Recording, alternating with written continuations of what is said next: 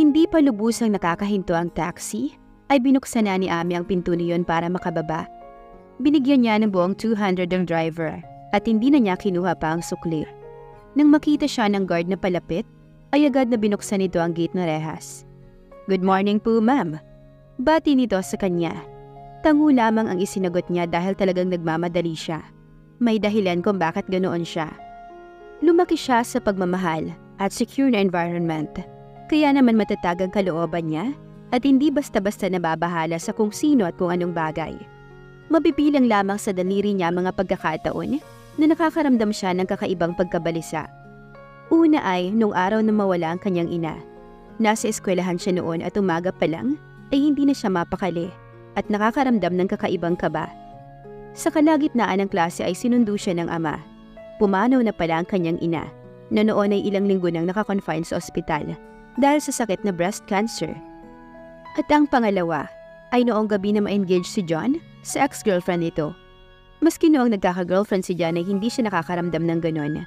Sa tuwing makakaramdam siya ng ganoon, pakiramdam niya ay isa iyong babala na may mangyayaring masama o kaya ay mayroong mawawala sa kanya. Dahil sa naisip ay lalong lumakas ang kaba sa puso niya. Lalo pa niyang binilisan ng paglalakad. "Dad!" Tawag niya sa ama nang nasa loob na siya ng bahay. Nakita niyang lumabas mula sa kung saan si Nanay Trining. "Ami!" Tila nagulat na sabi nito nang makita siya. "Ang daddy?" Tanong niya agad rito. "Hindi pa lumalabas ng kwarto niya. Natutulog pa yata kaya hindi ko kinakatok." Paliwanag nito at sumunod sa kanya habang binabaybay niya ang daan, papunta sa silid ng ama. Pasado 8:00 na. Lagpas na ng oras ng breakfast niya, hindi ho ba? Dapat ay kanina pa siya gising dahil oras na rin ang pag-inom niya ng maintenance medicine niya. Gigisingin ko pa nga lang sana nang marinig ko ang boses mo. Ano bang nangyayari, bakit parang alalang-alala ka? Nagtatakang tanong nito sa kanya dahil na-sense na marahil ng matanda ang urgency na makita ang ama. "Dad?" Tawag niya rito mula sa labas ng pinto, kasabay ang pagkatok subalit walang sagot mula sa loob. Pinihit niya ang doorknob, subalit nakalaki yon. "Dad!" Mas nilakasan pa niya ang pagtawag at pagkatok. Nasaan ang susi ng kwarto ni Daddy? Baling niya kay Nanay Trining. Hindi na talaga maganda ang kutob niya. Teka, kukunin ko." Sabi ng matanda na natataranta na rin dahil sa hindi pagsagot ng amo mula sa loob ng silid. Ilang minuto lang ay humahangos na nagbalik ito, dala ang susi. Kaagad niya iyong kinuha mula sa mayordoma at nanginginig ang kamay na binuksan ang pinto. "Dad!" Agad niyang nilapitan ng ama na nakahiga sa kama. Tinapik niya ito subalit hindi ito kumilos. Napaiyak na si Ami dahil sa nangyayari. Muli niyang ginising ang ama. "Daddy!" Hindi pa rin kumikilos ang ama. Idinikit niya ang tenga sa dibdib ng ama upang pakinggan ang tibok ng puso nito. Subalit wala siyang marinig. Lalo siyang napahagulhol ng iyak. "Dad!" Sigaw niya habang patuloy na umaagos ang masaganang luha sa mga mata niya. "Tawagin niyo si Mang Kaloy. Dadalhin natin ang daddy sa ospital." Utos niya sa matanda na umiiyak na rin, pero agad naman itong tumalima. "Daddy, gumising ka!" Iyakap niya ito. "Daddy!" Paulit-ulit na tawag niya rito. Ilang sandali pa'y humahangos na muling bumalik si Nanay Trining, kasama na si Mang Kaloy at ang isa pang boy nila.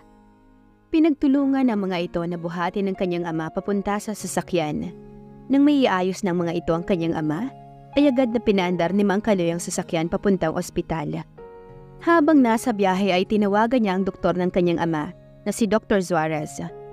Kahit parang gusto niyang himatayin ang mga sandaling iyon at pakiramdam niya ay unti-unting nawawalan ng lakas ang kanyang katawan, ay pinilit niyang magpakatatag at ipunin lahat ng natitirang katinoan sa isip niya. Wala siyang ibang aasahan at ang kanyang ama ng oras na yon, kung hindi siya lang. Kaya naman pinilit niyang magpakatatag. "Doc, we're on our way to the hospital. Si Daddy." Sabi kaagad niya nang sagutin ng doktor ang tawag niya.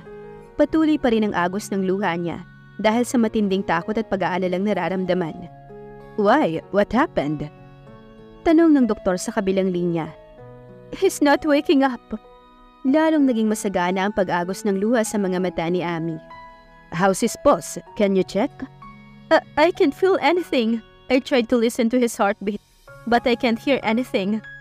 Humihikbing sabi niya. Calm down. Magpakatatag ka. I'll be at the door when you get here. Sabi ng doktor sa kanya. Hindi na siya nakasagot sa doktor. Pinindot na lang niya ang end button. Muling niyakap ang ulo ng ama na nakaunan sa hita niya. Dad, don't leave me, please. If you can hear me, stay with me. Don't leave me. Dad, please. Paulit-ulit na bulong niya sa ama. Mang Kaloy, bilisan pa ho natin. Sabi niya sa driver. Mabuti na lamang at hindi uso ang traffic sa kanila. Kaya wala pang 30 minutes ay nakarating agad sila sa ospital. Kagaya nga ng sabi ng doktor, nasa emergency room nga ito ng ospital at hinihintay sila. May nakahanda ng stretcher. Nang makitang dumating ang sasakyan nila, ay kaagad silang sinalubong ng mga staff ng hospital at mabilis na inasikaso ang kanyang ama. Kaagad na chinek ni Dr. Suarez ang vital signs ng kanyang ama. Pinapakiramdaman ng pulso, pinakinggan ang heartbeat. At pagkatapos ay narinig niyang nag-utos ito sa mga staff na nag-assist dito na maghanda for resuscitation. Habang pinapanood niya ang mabilis na pagkilos ng mga nurse at doktor sa pag-revive ng heartbeat ng kanyang ama, ay wala ring tigil ang pag-agos ng luha sa mga mata niya. Tutup niya ang sariling bibig para pigilan ang sarili na mapaiyak ng malakas. Pakiramdam niya ay hihimatayin na siya. Nanginginig ang buong katawan ni Amy. Sari-sari ang nararamdaman niya. Natatakot siya at nag-aalala. Pakiramdam niya ay ang lamig-lamig ng kinatatayuan niya. Hindi na niya alam kung gaano katagal nire-revive ang kanyang ama. Parang huminto ang mundo niya nang i-anunsyo ng doktor ang time of death. Napahinto ang pag-iyak niya. Pakiramdam niya ay nagtayo ang lahat ng buhok sa katawan niya at tila naging malabo ang paligid niya. Lalong nanginig ang buong katawan niya. Bumuka ang bibig niya pero walang lumabas na boses mula roon. Gusto niyang sumigaw, pero walang tinig na lumalabas sa bibig niya. Hindi na niya alam kung anong nangyayari sa paligid niya. Nakatitig lang siya sa katawan ng ama na wala ng buhay. Ang ama na nagpalaki sa kanya. Ang taong ginawa ang lahat para sa kanya. Ang naging kakampi niya sa lahat ng bagay. Ang taong nagbigay ng buhay sa kanya at ibinigay ang lahat ng kailangan niya. Ngayon ay nakaratay na sa makitid na higaan ng emergency room. Wala ng buhay. Hindi niya alam kung paano ipaprocess ng utak niya ang nangyayari. Parang bahagi ng pagkatao niya ang nawala ng sandaling iyon. Paanong nangyaring wala na ang kanyang ama? Hindi niya alam kung paano niya tatanggapin iyon. Gusto niyang isipin na panaginip lang ang lahat. Isang masamang panaginip. Pero ang sakit na nararamdaman niya ay nagsasabing hindi ito panaginip, na ang lahat ng ito ay totoong nangyayari. Wala na ang lalaking nagbigay ng buhay sa kanya. Wala na ang nag-iisang kakampi niya sa lahat ng pagkakataon. Paano niya tatanggapin na magmula ngayon ay mabubuhay na siya sa mundo kung saan wala na ang kanyang ama, ang kanyang pinakamamahal na ama. Dahan-dahang umakbang ang mga paa niyang nanginginig, palapit sa kinahihigaan ng ama. May humawak sa braso niya subalit pinalis niya iyon at nagpatuloy sa paglalakad palapit sa ama. Hindi na niya tinignan kung sino yon. Ang kanyang mga mata ay nakatutok lamang sa kanyang ama na wala ng buhay. Dad! Mahinang tawag niya rito. Nang makalapit ay hinawakan niya ang kamay nito. Hindi niya alam kung kamay nito o kamay niya ang malamig. Pinisil niya iyon. Dad! Muling mahinang tawag niya. Nagbabaka sakali siya na baka sumagot ito. Maaring nagkamali lang si Dr. Suarez at hindi totoo wala na ang kanyang ama. Daddy! Hinawakan niya ang pajama top nito na nakabukas dahil sa pagre-revive na ginawa rito kanina. Isa-isa niyang isinara ang mga butones na nakabukas at pagkatapos ay yumuko at idinikit ang mukha sa dibdib nito at doon ay umiyak siya ng umiyak. Paulit-ulit na tinatawag ito. Wala na siyang pakialam sa paligid niya. Umiyak lang siya ng umiyak sa tabi ng ama hanggang sa mawalan siya ng lakas. Ang huling naramdaman niya ay may mga bisig na sumalo sa kanya para hindi siya tuluyang bumagsak. Nang magkamalay si Amy ay ang maliwanag na ilaw ang sumalubong sa kanya. Naramdaman niya ang pamimigat ng mga mata dahil sa sobrang pag-iyak. Amy, tawag ng lalaking nakaupo sa gilid niya. Nilingon niya ito. Jeffrey? Sabi niya nang makita ang kaibigan. I came here as soon as I can. I'm sorry. Mababa kasing simpatya sa tinig nito. Muli na namang umagos ang luha sa mga mata niya nang maalala kung bakit siya nasa ospital. Nilapitan siya ni Jeffrey at niyakap. Lalo na naman siyang napahagulhol ng iyak. Wala na si Dad. Hindi ko alam kung anong gagawin ko, Jeffrey. Sabi niya sa pagitan ng pag-iyak. I know, and I'm sorry. I'm here, hindi kita iiwan. Mahinang sabi nito sa kanya. Lalo namang kumirot ang dibdib niya sa sinabi nito. Napakasarap siguro kung kay John niya maririnig yun. Kaso hindi, sa ibang tao nang galing yun. Lalo lang tuloy niyang naramdamang nag-iisa siya. Mas magiging matatag sana siya kung si John ang nasa tabi niya ngayon at inaalo siya. Nasaan nga ba ito? Ngayon niya ito masigit na kailangan, pero wala ang asawa. Naantala ang pagpasok sana ni John sa silid kung saan pansamantalang nagpapahinga si Amy. Matapos nito himatayin dahil sa shock at sobrang pag-iyak. Tinawagan siya ni Nanay Trining at nang malaman niya ang nangyari, ay kaagad na sumunod siya sa ospital. Ipinasa niya na lang kay Jeffrey ang meeting sana niya sa kanilang kliyente. Tinawagan niya lang ang kliyente at nagpaliwanag dito. Pagdating niya roon ay nakita niya si Amy na umiiyak habang papalapit sa ama nito. Hinawakan niya ito sa braso upang alalayan, subalit pinalis lamang nito ang kamay niya. Kaya naman hinayaan niya na lamang ito na lumapit sa ama. Subalit hindi siya umalis at pinanood lamang si Amy habang umiiyak ito sa tabi ng kanyang ama. Awang-awa siya rito. Alam niya kung gaano kasakit mawala ng magulang. Sa bawat hagulhol ng asawa, ay parang nararamdaman niya ang sakit na nararamdaman nito. Hindi niya na rin napigilan ang luhang tumulo sa mga mata niya. Ang akala niya ay sobra ang galit niya sa kinilalang pangalawang ama, kaya hindi niya inaasahan na masasaktan din siya ng sobra sa pagkawala nito. Tila lahat ng galit niya at kagustuhang gumanti ay naglaho na. Bawat iyak ng asawa ay parang may tumutusok sa puso niya. Gusto niya itong lapitan at yakapin, subalit hinayaan niya na lang muna itong umiyak sa tabi ng ama. Halos 30 minuto nang umiiyak ang asawa, nang unti-unting humina ang pag-iyak nito at tila tuluyang nawala ng lakas ang katawan. Nakita niya kung paano unti-unting nawala ng malay si Amy dahil sa sobrang pag-iyak.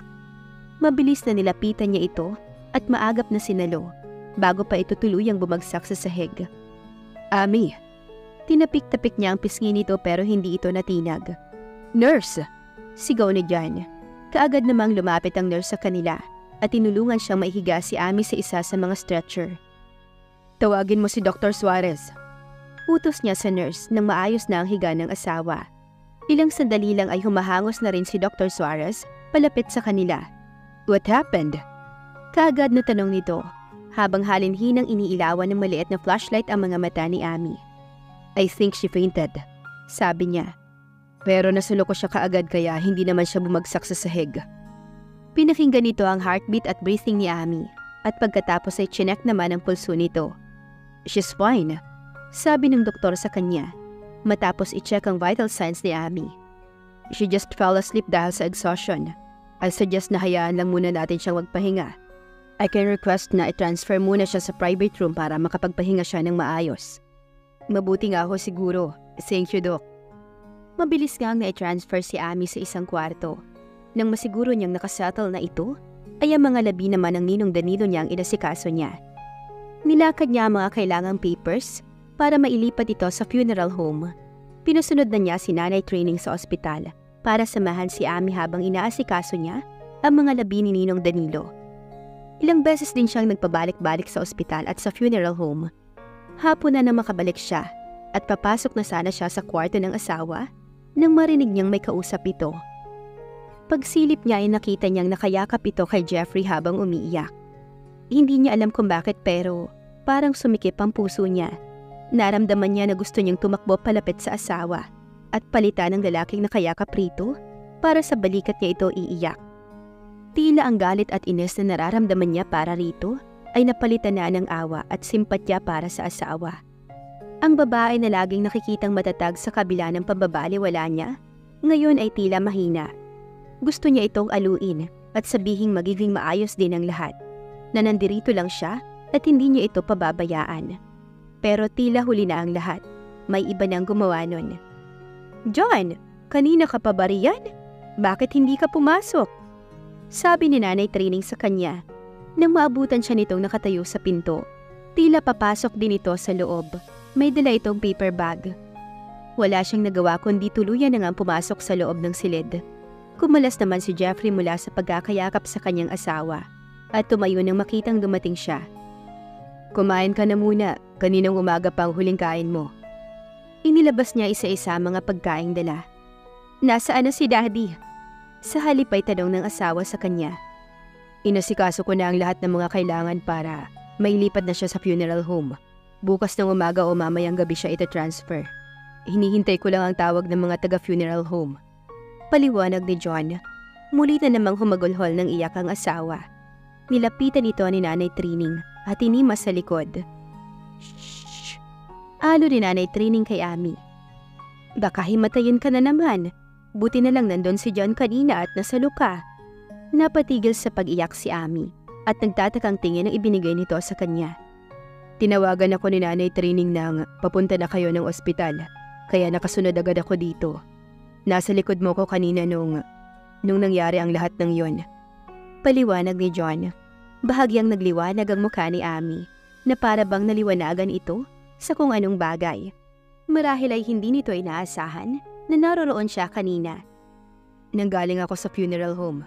Mamayang gabi na ililipat si Ninong." Malungkot ang tinig niya. Baging siya'y hindi pa rin makapaniwala na wala na ito. "Nakausap ko na rin si Dr. Suarez kanina." Huminto siya sandali sa pagsasalita. Nang hindi kumibo ang asawa ay nagpatuloy siya. "Base raw sa kalagayan ni Ninong nang madala mo siya rito kanina ay inatake sa puso si Ninong habang natutulog." Muling tumulo ang luha ni Ami. Nilapitan niya ito at hinawakan sa balikat. "There was nothing we could do," sabi ni Dr. Suarez. "Hindi natin kayang ipredict kung kailan aatakihin si Ninong. Sooner or later ay bibigay ang puso niya. It's just so sad and unfortunate that it happened sooner than we expected." Ulit niya kay Ami sa sinabi ng doktor sa kanya kanina. Naramdaman niyang umalog ang balikat ng asawa. Humagulhol na naman ito ng iyak. Umupo siya sa harapan nito at kinabig ito payakap. Hinayaan niya itong umiyak ng umiyak sa balikat niya. Parang nadudurog ang puso niya sa bawat hagulhol ni Ami. Alam niyang sobrang nasasaktan ito sa pagkawala ng ama. Dahil alam niya kung gaano kalapit ang dalawa at kung gaano nito kamahal ang ama. Ngayon ay gusto niyang magsisi na pinaglayo niya ang dalawa. Nagpabulag siya sa galit niya at inilayo niya si Ami sa puder ng ama nito. Lalo niyang hinigpitan ang pagkakayakap sa asawa na para bang sa pamamagitan niyon ay mabawasan din ang bigat na nararamdaman niya sa puso niya. Habang yakap niya si Ami ay marahan niyang hinihimas ang likod nito para pakalmahin ang babae. Maya-maya nga ay naramdaman niyang humina na ang pag-iyak nito. Nang maramdaman niyang medyo kalmado na ito, ay kumalas na siya mula sa pagkakayakap dito. "Kung gusto mong makausap si Dr. Suarez ay pwede ko siyang tawagin para maipaliwanag din niya sa iyo ang lahat ng nangyari kay Ninong." Sabi niya. Hawak ang magkabilang balikat ng asawa. Umiling ito. "Hindi na. Sapat na ang isang beses na narinig ko kung paano nawala si Daddy. Kahit paulit-ulit pang ipaliwanag, hindi na rin maibabalik nun si Daddy." Bakas ang lungkot at sakit sa tinig nito. Tinanggal nito ang mga kamay niyang nakahawak pa rin sa balikat nito at muling nahiga sa kama. Sa itsura nito ay halatang nanghihina at wala itong kagana-gana. Tumayo si John at hinila ang lamesa na kainan ng mga pasyente palapit sa kinahihigaan ng asawa. "Nagdala ako ng pagkain, kumain ka muna," sabi niya rito. Sa halip na sumagot ay sinubsob lang nito ang mukha sa unan. Kahit hindi niya naririnig, ay alam niyang umiiyak na naman ito. "Ami, kailangan mong kumain. Baka ikaw naman ang magkasakit." Sabad ni Jeffrey, nakaupo sa visitor's chair na nasa kabilang gilid ng kama. Bahagya itong nakadukwang kay Ami. Alam niyang concern lang ito sa asawa niya, pero nakaramdam siya ng inis dito. Gayunpaman ay hindi niya iyon ipinahalata. Nagangat ng mukha si Ami mula sa pagkakasubsob sa unan at dahan-dahang bumangon pa upo sa higaan. Kaganyang kinuha ang dalang pagkain at inihain niyon sa harapan ng asawa. Pinanood niya ito habang matamlay na kumakain. Naupo siya sa paanan ng kama paharap dito. "Ubusin mo yan para magkaroon ka ng lakas," sabi niya sa asawa. Kahit mabagal at walang gana, ay inubos naman ito ang pagkain na inihain niya. "Uuwi muna ako sa bahay.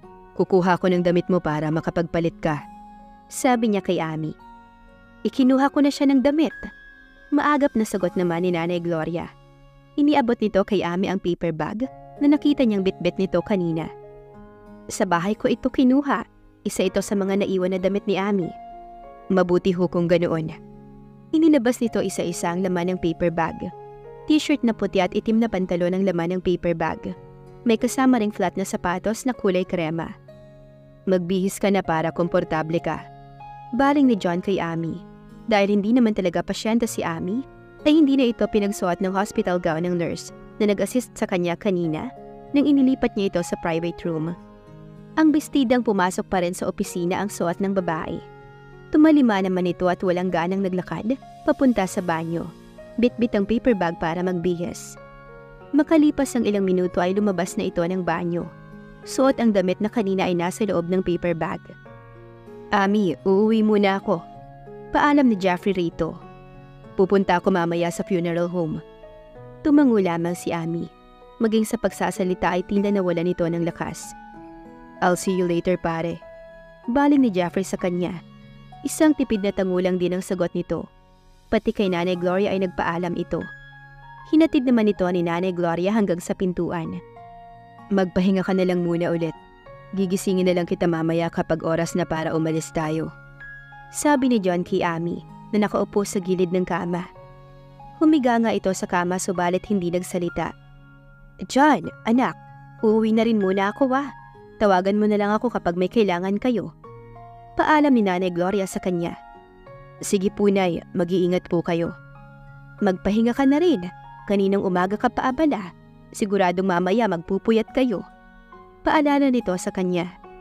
"Opo, salamat ho." "O siya, sige ha. Ikaw na munang bahala kay Ami. Pupunta rin ako mamaya sa punerarya para tumulong mag-asikaso.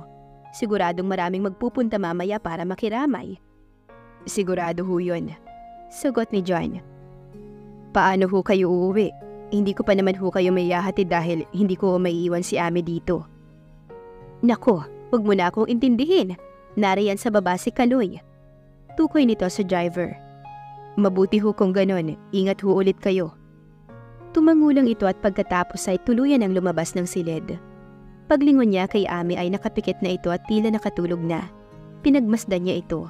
Namamaga ang mata ng asawa dahil sa kakaiyak at medyo namumula ang ilong. Ang pagitan ng kilay nito ay nakakunot. Ang mga bibig ay nakatikom ng mariin. Para bang hanggang sa pagtulog nito ay umiiyak ito. Hindi niya napigilan ng sariling haplusin ang buhok ng asawa. Kung pwede niya lang kuhain maski kalahati ng sakit ng nararamdaman nito, ay ginawa na niya. Pakiramdam niya ay tuluyan ang nawala ang galit na nararamdaman niya para rito. Parang biglang-bigla ay gusto niya itong protektahan. Kung dala lamang iyon ang sitwasyon, kaya nakakaramdam siya ng ganoon ay hindi niya alam. Ngunit isa lang ang sigurado niya.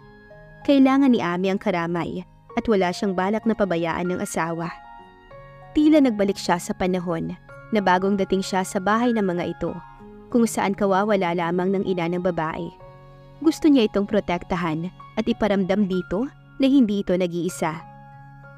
Maging maayos na kaya ang pagsasama ng mag-asawa. Abangan sa susunod na kabanata ng ating kwento. Please like, share, subscribe for more updates. Maraming salamat po.